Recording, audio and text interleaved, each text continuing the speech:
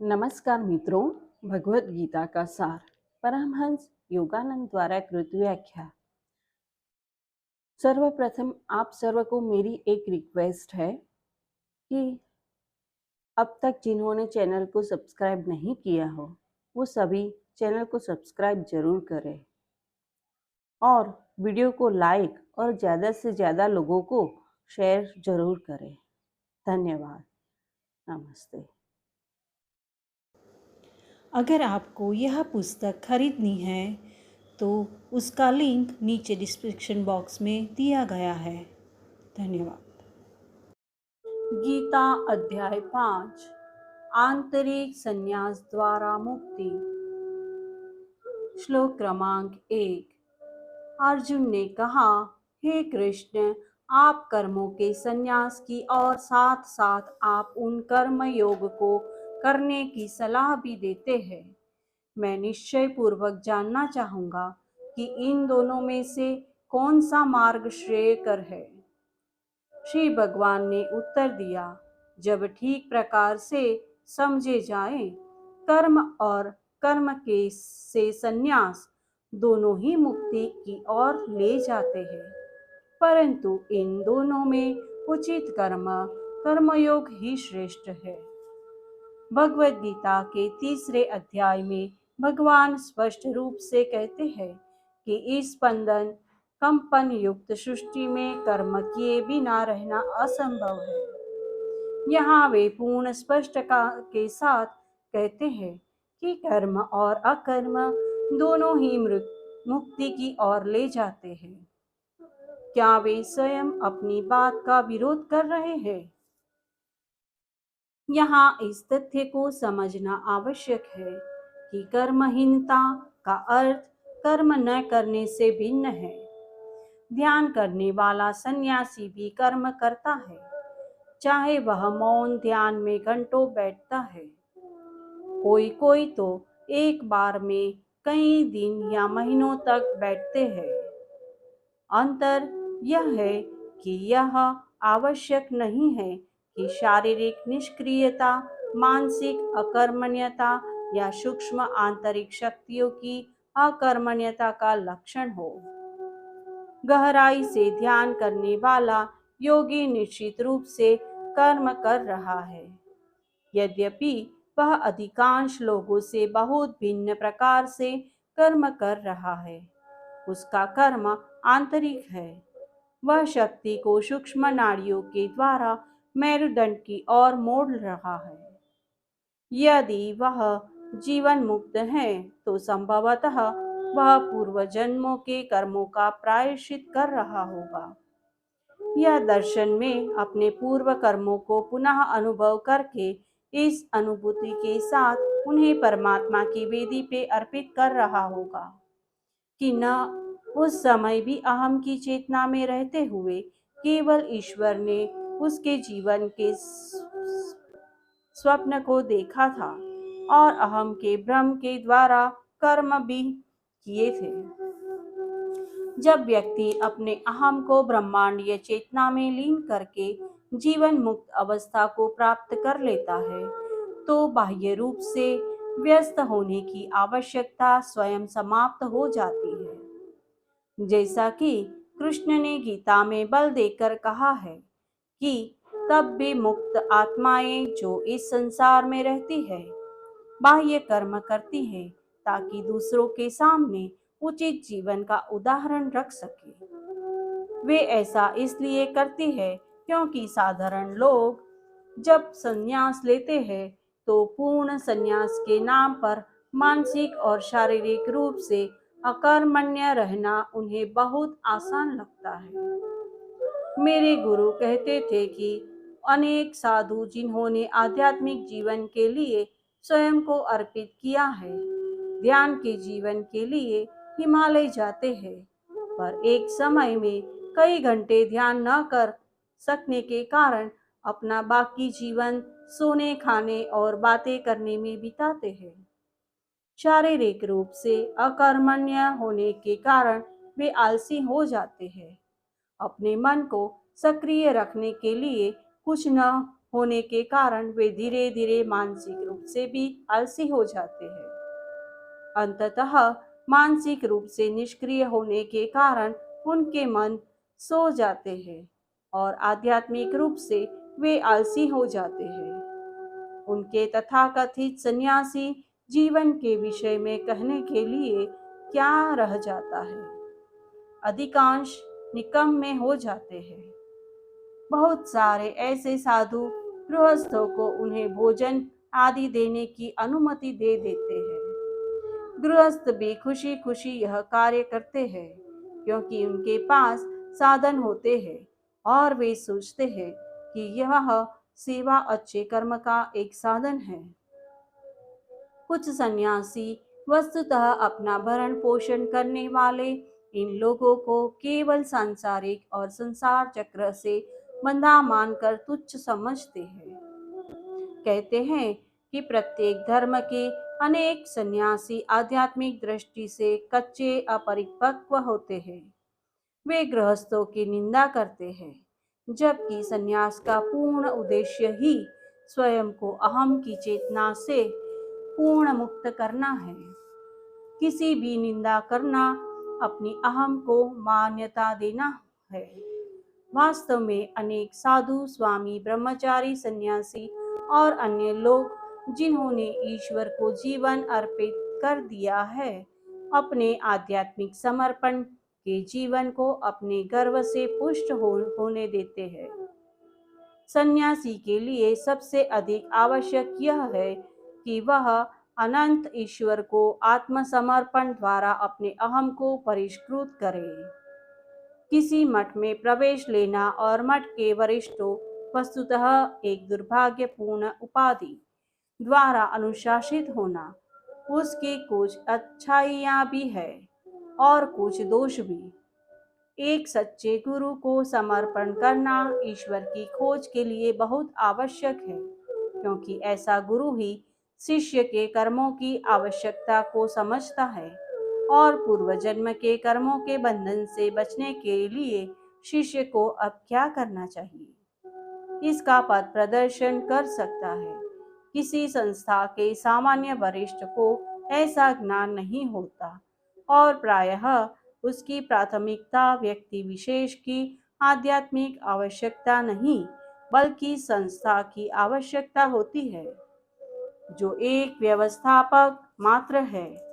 ऐसे व्यक्ति की आज्ञा का पालन करने से उसके अधीनस्थ व्यक्ति की सच्ची व्यक्तिगत आध्यात्मिक आवश्यकता पूरी नहीं होती। ईश्वर की चेतना की और आध्यात्मिक रूप से उठने के लिए उसे जो करना चाहिए उसके प्रति भी वह उदासीन हो जाता है।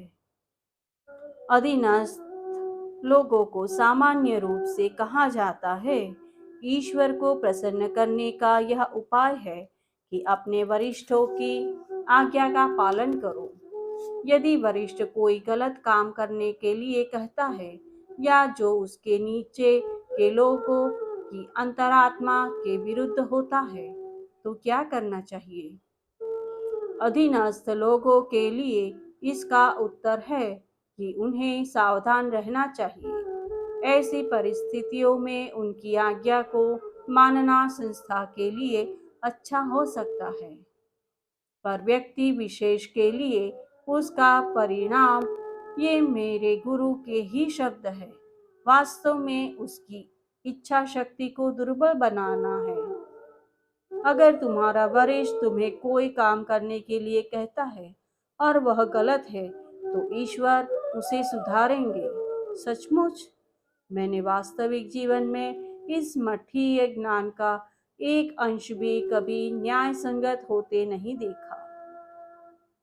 अनेक लोगों के लिए मठ या आश्रम का जीवन ईश्वर की सेवा करने या उसे पाने का सुंदर मार्ग है। शाश्वत मुक्ति के नाम पर किसी की या हर एक की आज्ञा का पूर्ण रूप से पालन करने का आदेश पुराना और वस्तुतः मध्यकालीन है। विशेष रूप से इस युग में जब पृथ्वी पर हर जगह लोग सचेतन हो रहे हैं, कि पदार्थ का वास्तविक स्वभाव शक्ति है, तब व्यक्ति के लिए यह हमेशा आवश्यक हो जाता है कि वह स्व में अधिक स्वतंत्रता पूर्वक रहे, अर्थात ईश्वर में रहे। जिनको आध्यात्मिक मार्ग का कुछ अनुभव है, वह नए शिष्यों का समझदारी से मार्गदर्शन कर पाएंगे। अपनी स्वतंत्र इच्छा को मान्यता देने के नाम पर अनुभवी व्यक्ति की बात को न मानना वस्तुतः हास्यास्पद होगा। किसी ऐसे व्यक्ति को खुश करने के लिए कार्य करना जो स्वयं ज्ञानी नहीं है। कर्तव्य की जिम्मेदारी को ऐसे कंधों पर डालना है जहां वह कभी भी पूरी नहीं होगी। ईश्वर के सामने हमारी जिम्मेदारी हमारी अपनी है। कृष्ण गीता में कहते हैं, अपने कर्तव्य का पालन करते हुए असफल होना दूसरे के कर्तव्य के पालन में सफल होने से बेहतर है। वास्तव में व्यक्ति का अपना कर्तव्य क्या है और यह जानना कि वह कर्तव्य क्या है आसान नहीं है। उसका निर्णय अन्य व्यक्ति पर डालने से वह अपने कर्तव्य को पूरा नहीं कर सकता। अनेक सन्यासी और सन्यासी ने अपने पूर्व स्वरूप की फीकी छाया बनकर जाते हैं। दुर्भाग्य से नकारात्मक रूप से सकारात्मक रूप से अहम रहित नहीं। अनेक सन्यासी और दूसरे साधु जो अपना भरण पोषण दूसरों को करने देते हैं और इस कर्महीनता को उचित कहते हैं, जबकि वे अपना जीवन समर्पित किसको करते हैं? सोने और बतियाने को। वे भी अपने पूर्व रूप की छाया बनकर रह जाते हैं। सिंह जैसे साधु या स्वामी बहुत कम मिलते हैं जो अग्नि द्वारा परिष्कृत अहम की चेतना की राख से ऊपर उठे वीर होते हैं और पौराणिक फोनिक्स के समान आंतरिक मुक्ति के आकाश में ऊंचे उठते हैं। इस शब्द पर भी विचार करना उचित होगा, जिसका प्रायः निंदा के अर्थ में प्रयोग किया जाता है। वह शब्द है गृहस्थ, घरवाले। एक घरवाला कौन होता है? अनेक तथाकथित घर वाले लोगों के पास घर भी नहीं होता, उनके परिवार नहीं होते, अर्थात उनके अपने बच्चे नहीं होते, पत्नी या पति नहीं होते, अपनी चीजों से आसक्ति नहीं होती।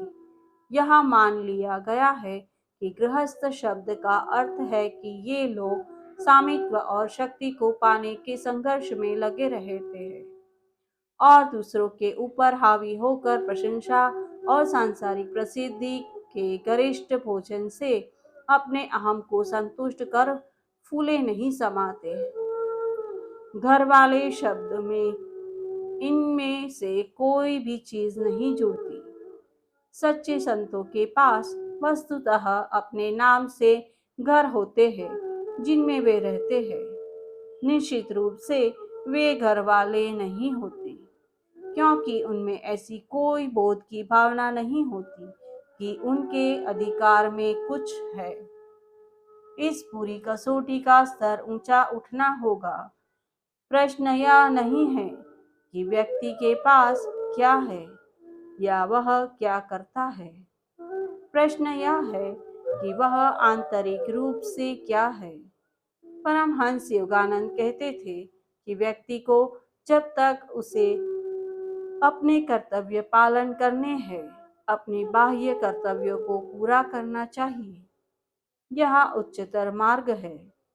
यह समझ लेना आवश्यक है कि यह उन सांसारिक सुखों और संतोष के पीछे भागने का एक बहाना नहीं होना चाहिए, जो अंत में सुख नहीं रहते और जिनसे संतोष के स्थान पर अत्यधिक असंतोष ही मिलता है। व्यक्ति जो कुछ भी करता है उसे वह अहम के सुख के लिए नहीं, बल्कि ईश्वर को प्रसन्न करने के लिए करना चाहिए। इस संसार में जब व्यक्ति एक बार यह जीवन वस्तुतः क्या है इसकी थोड़ी सी समझ विकसित कर लेता है, तब उसका कर्तव्य है कृष्ण के दो शब्दों में कष्टों और दुखों के मेरे सागर से दूर होना, और सब तो केवल समय बिताना और कहीं न पहुंचना है। सांसारिक सफलता और असफलता, विजय और असंतोष, सुख और दुख, ये सब तो सृष्टि के भ्रम के सागर के वृक्ष पर समय समय पर उठने वाली लहरें मात्र है, जो फिर से डूब जाती है और गहरे गड्ढे में चली जाती है। इसमें कुछ भी सत्य नहीं है, यह केवल भ्रम है, ईश्वर की लीला या खेल है, जो अहम की आसक्ति के बिना रहता है। अगर वह चाहता है तो सच्चिदानंद अर्थात पूर्ण आनंद के दृष्टा की अवस्था में पुनः लीन होने से पहले वह कुछ समय के लिए इस खेल का आनंद ले सकता है। अन्यथा मुक्त आत्मा इस संसार में केवल उनकी सहायता के लिए ही कर्म करती है, जो खोज करते हुए मार्ग में लड़खड़ा रहे हैं, जो शाश्वत मुक्ति की शाश्वत वास्तविकता के रूप में अभिलाषा करते हैं। आत्म संयम रखते हुए दूसरों की सेवा द्वारा ईश्वर से एकत्व योग को प्राप्त करने के प्रयत्न को कृष्ण कर्म में निरासक्ति से श्रेष्ठ कहते हैं। परिणाम के प्रति आसक्ति का न होना अर्थात उचित कर्म की सामान्य प्रकृति की अपेक्षा विशेष कर्तव्य का वास्तविक स्वभाव हमारे सामने अधिक कठिन प्रश्न के रूप में आता है। सामान्य रूप से इसे ऐसा कर्म कहा जा सकता है जो निश्चल आंतरिक मुक्ति की ओर ले जाता है। अनिश्चल काल तक उस कर्तव्य में आसक्ति समय के साथ साथ एक ट्रेडमिल पर किए जाने वाली आगे बढ़ने की प्रक्रिया जैसी हो जाएगी। कर्तव्य का मार्ग कभी भी मानसिक मंदता की ओर नीचे ले जाने वाला मार्ग नहीं होना चाहिए। सदा वही क्रिया या कर्म ही उचित होता है जिससे व्यक्ति की चेतना ऊपर उठती है। अंततः इसीलिए श्री कृष्ण अकर्म से कर्म को अधिक महत्वपूर्ण कहते हैं। अकर्मण्यता अनिवार्य रूप से तब तक मंदता की ओर ले जाती है जब तक व्यक्ति अपनी शक्ति को सकारात्मक रूप से गहरे ध्यान में नहीं लगाता। वासुदेवार्पणमस्तु। जय गुरु। अगर आपने भगवत गीता को अपने जीवन में पढ़ा है तो अपने अनुभव और कौन सी गीता पढ़ी है वह कमेंट बॉक्स में लिखकर हमें ज़रूर बताएं। धन्यवाद। नमस्ते।